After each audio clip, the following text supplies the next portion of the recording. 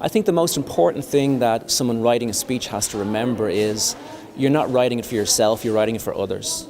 And to be aware of your audience is the single most important thing when it comes to writing anything that's going to be delivered in public. And another tip I would suggest is simply read your speech aloud to yourself. When you've written something, always try to actually say it out loud, and it gives you a little bit of distance from your own words and helps you rethink what you want to say. And then finally, when it comes to the conclusion and the introduction, wait until the end to write those. I think a lot of people make the mistake of trying to write the introduction first. My experience is it's always much better to leave that till the end when you've actually written the speech.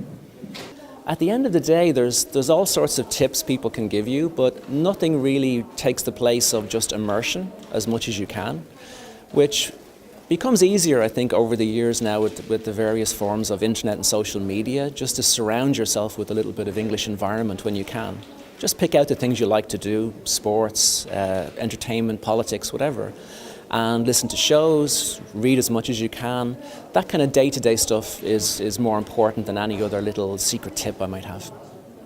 Absolutely, I would just tell them to give themselves a pat on the back, and the very fact that they arrived here and were able to compete in some respects at the highest level in this contest is something in itself that's remarkable.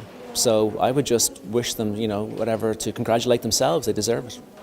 I'm filled with admiration for all 10 speakers today.